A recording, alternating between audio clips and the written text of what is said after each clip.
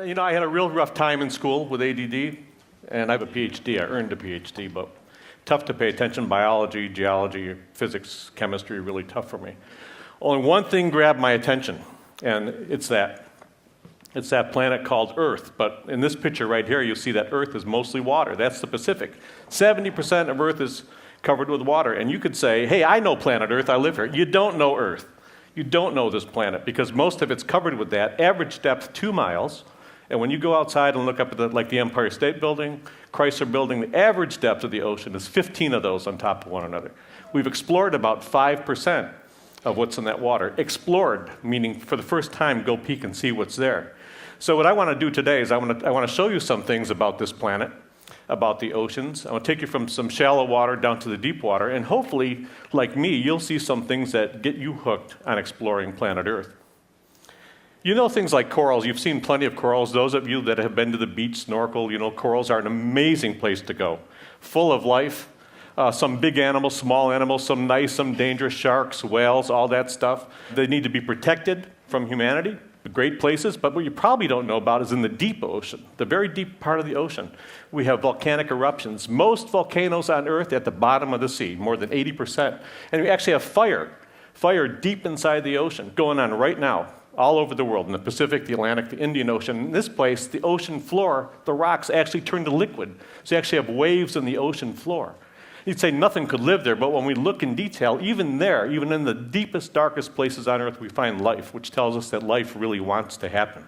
So pretty amazing stuff. Every time we go to the bottom of the sea, we explore with our submarines, with our robots, we see something that's usually surprising, sometimes it's startling, and sometimes revolutionary. You see that puddle of water sitting there. And all around the water, there's a little cliff, there's a little white sandy beach. We'll get closer to it. You see the beach a little bit better, some of the waves in that water down there. The thing that's special about this water is that it's at the bottom of the Gulf of Mexico.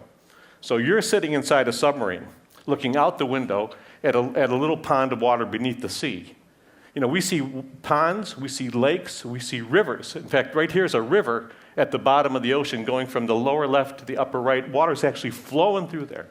Okay, this totally blew our minds at how can you have this at you're in the ocean looking at more water and there's animals that only live in that water. So, the bottom of the ocean, I love this map because it shows in the middle of the ocean there's a mountain range. That mountain range is the greatest mountain range on Earth. It's called the Mid-Ocean Ridge, 50,000 miles long, and we've hardly had a peek at it. We find valleys, many thousands of valleys, larger, wider, deeper than the Grand Canyon. We find, as I said, underwater lakes, rivers, waterfalls. The largest waterfall on the planet is actually under the ocean up near Iceland. All that stuff in that 5% that we've explored. So, the deal about the ocean is that to explore it, you've got to have technology. Not only technology, but it's not just Dave Gallo or one person exploring. It's a team of people. You've got to have the talent. You've got to have the team. You've got to have the technology. And in this case, it's our ship Atlantis and the submarine Elvin. Now, inside that submarine, this is an Elvin launch. So there's 3 people. They're being wheeled out onto deck. There's 47 other people, the teamwork, on that ship, making sure that these people are okay. Everybody in that submarine is thinking one thing right now. Should I have gone to the bathroom one more time? Because it's like you're in there for 10 hours. 10 hours in that little sphere, 3 of you together, and nobody is going to be around you. You go into the water, and once you hit the water, it's amazing. There's a lovely color blue that penetrates right inside you. You don't hear the surface ship anymore. You hear that pinging of a sonar. If you've got an iPhone, you've got sonar on there. It's that same pinging that goes down to the bottom and comes back up. Divers check out the sub to make sure the outside's okay, and then they say go, and down you go to the bottom of the ocean, and it's an amazing trip. So for 2.5 hours, you sink down to the bottom, and 2 hours of it's totally pitch black. And now we thought nothing could live inside that world at the bottom of the ocean, and when we look, we find some amazing things. All the way down, we call it the midwater, from the top of the ocean down to the bottom, we find life. Whenever we stop and look, we find life. I'm going to show you some jellies here because they are absolutely some of the coolest creatures on Earth. Look at that thing, just flailing his arms around it. That's like a little lobster. That one's like all these animals with their mouths going hooked together. They're colonial animals.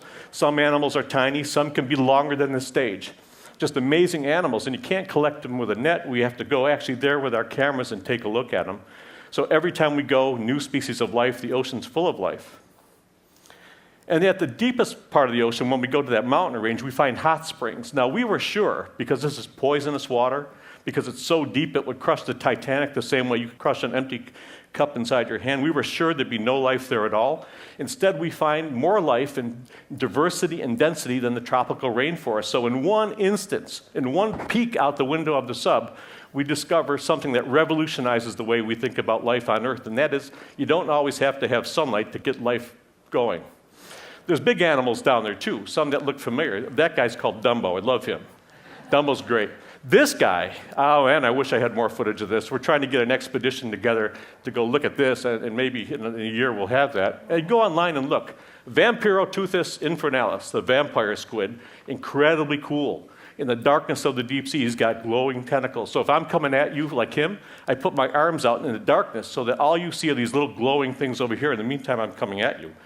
When he wants to escape, he's got these glowing pods on his butt that look like eyes. He's got glowing eyes on his butt, man. How cool is that? It's just an amazing animal. Vampire squid, because when it gets protective, it pulls this black cape over his whole body, curls up into a ball. Outrageous animal. And then, this ship, the Ship of Dreams, 100 years ago, this coming April, this ship was supposed to show up in New York. It's Titanic. And Cole led an expedition out there last year. We are learning so much about that ship. Titanic's an interesting place from biology because animals are moving in to live on Titanic. Microbes are actually eating the hull of Titanic. That's where Jack was king of the world, right there on the bow of Titanic. So we're doing real good. And what's exciting me is that someday we're making a virtual Titanic so you can sit there at home with your joystick and your headset on, and you can actually explore Titanic for yourself. That's what we want to do, make these virtual worlds. So it's not Dave Gallo or someone else exploring the world. It's you. You explore it for yourself. So here's the bottom line. The oceans are unexplored, and I can't begin to tell you how important that is because they're important to us. 7 billion people live on this planet, and all of us are impacted by the sea because the oceans, they control the air you breathe, the water you drink, the food you eat. All those are controlled in some way by the ocean, and this is a thing that we haven't even explored 5%. The thing I want you to leave you with is that in that 5%, I showed you some cool stuff. There's a lot more cool stuff. Every dive that we go out in the ocean, we find something new about the sea. So what's in that other 95%? Did we get the exciting stuff, or is there more out there?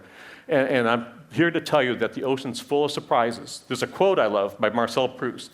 The true voyage of exploration is not so much in seeking new landscapes, which we do, but in having new eyes. And so I'm hoping today, by showing you some of this, it's given you some new eyes about this planet, and for the first time, I want you to think about it differently. Thank you very much. Thank you. Thanks.